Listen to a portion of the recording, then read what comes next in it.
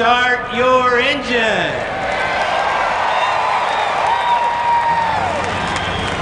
I got both you guys loud and clear. Check.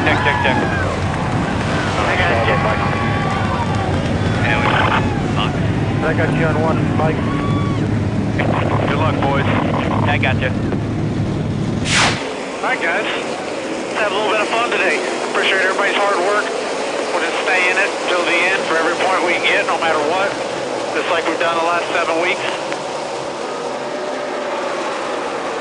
And we are underway at Texas. Greg Biffle, David Reagan lead the field off tricky turn 2 for the first time.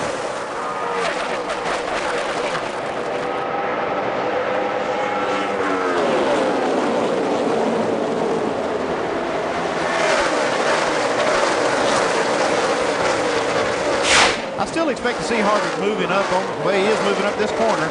I expect to see him move up as the tires wear down. And talked to Jimmie Johnson's team, some of the guys in the garage this morning. I said, who looks good? They said, besides us, they said that 29 car is who looks good. Got a big run off turn 4 there. Harvick going to go by Keselowski with the 29 car up to 12th place. Harvick's going to make a move for this championship. He's going to have to start here today. He needs to be up towards the front in the top 3 at the end of 501 miles. Yeah, we get to the end of this. You carried the one. We are seeing more sun on the track now as Matt Kenseth tries to take the lead away for the first time from Greg Biffle here today. Back in the April race here at Texas, Matt Kenseth led almost half the race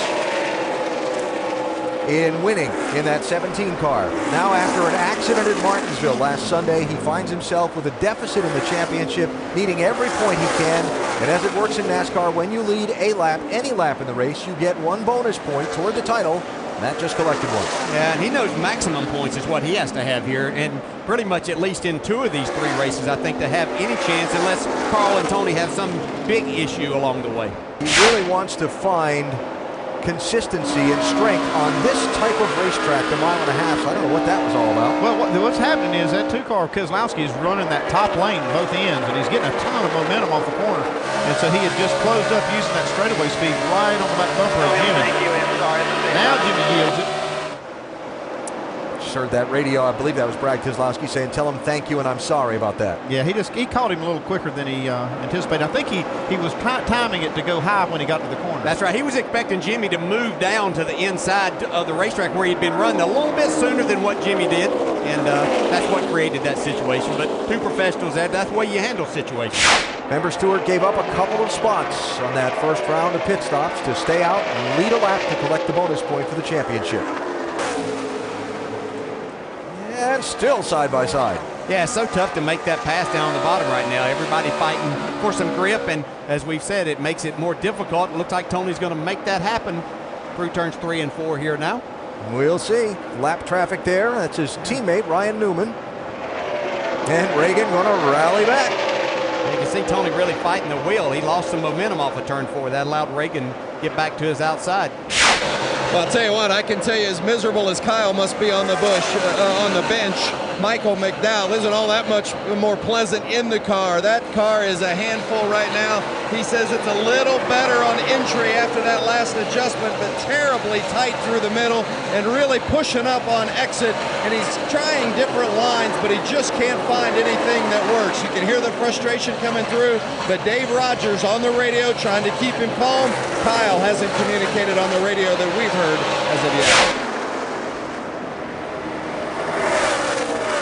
We're going to squeeze up in front of him there. Yeah, not quite enough room there.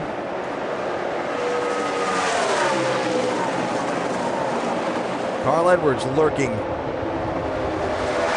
Tony really moving the steering wheel there. A little bit loose right in the center of the corner, but still fighting.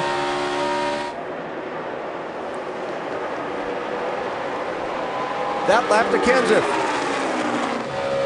Tony's got him here. Pretty solid lap times for Kevin Harvick. He's really been good through 1 and 2, but says the traffic and the dirty air have been the biggest issues. But it's interesting, we talk about how the track has changed. They have not made any changes to the 29 car each of the last 2 stops, but the handling of the car continues to be altered, an indication, Alan, that the track conditions are changing. Absolutely, Vince, and are going to continue to change throughout this race as the sun sets and the lights come on and the temperature cools.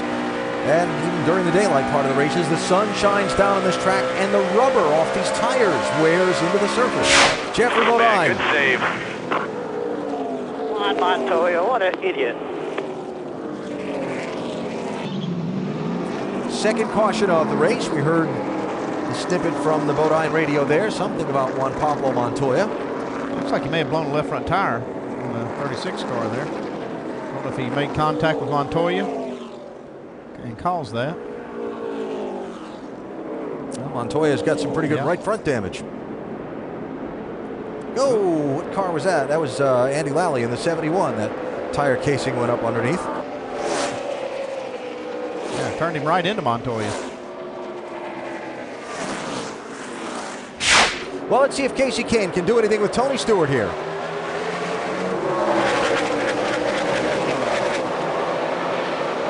No, big bottleneck here. Well, Kahne really loose off as they try to exit turn 2. Marcus Ambrose rolling his bumper, creating part of that problem for him. Ambrose going for second as Stewart smokes his way back into the lead. Got a crash, and it's the 5-time champion, Jimmie Johnson.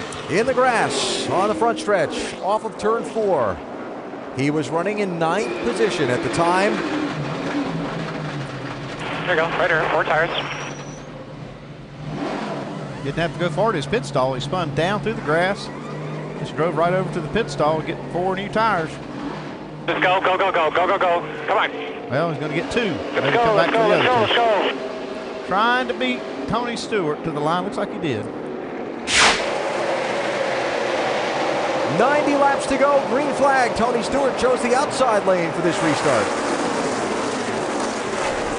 I think he learned something from racing that 4 car earlier, that he wanted to be on the outside because he was able to hold off Kasey Kahne and Kasey tried to pass him on the inside. Matt Kenseth looking for a way around Kahne. Going to be inside, going to be outside. Matt Kenseth really the only driver that could keep Tony Stewart from getting that bonus point of leading the most laps here today. And for 3rd place, Carl Edwards going by Matt Kenseth. Maybe Carl just been kind of hanging out a lot of the day, as you said, taking care of that right front tire issue that talking about they may have. Time to go. Heard a couple of radio calls from crew chief Bob Osborne to Carl in the car after pit stops earlier in the race that they were some concerns about perhaps some specks of chunking out of their right front tire. Carl dropped back a little bit in the middle of the race. Time to go. Jeff Gordon says that the tire combination that NASCAR and Goodyear are using here at Texas has frustrated him. He says it challenges every weakness that I have as a driver. How's a tire challenge a driver's weakness?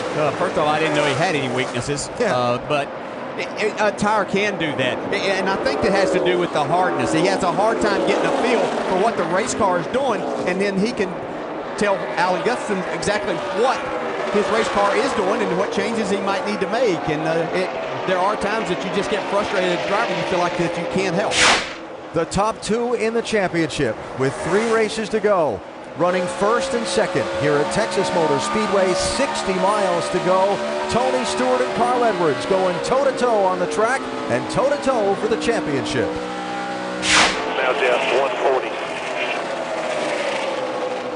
So 15 to go. Ryan Newman to the lead. Not quite, but almost. Just had Michael McDowell trying to get on pit road and missed pit road, locked the brakes up, really slowed. Denny Hamlin is on pit road. I'll tell you, this can be a stretch for these cars because Brad Keselowski went 57 laps at Kansas, the same size track, to win there and was just about out of fuel. And Harvick went the same amount, 57 laps at Charlotte earlier this year. There's Kim Burton, his wife. Do the math for me. Do the math for me. Oh, she's nervous. Too far, man. We get above a half. I'm out. I'm out. Oh, I'm out. that's it. Not even close. 5 laps to go. Come on in here. We're going to splash it off. No, just doing the numbers. It just didn't make it. 5 to go and past the pit entry, and he's got to coast all the way around the racetrack if he makes it back. And now it becomes It was Tony rough. Stewart there with Carl Edwards. You see 3 cars in between them.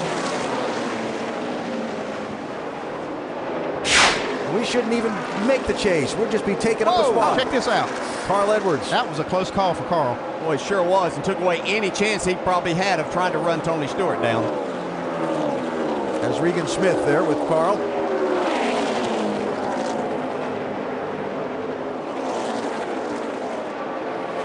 Stewart dominating this race.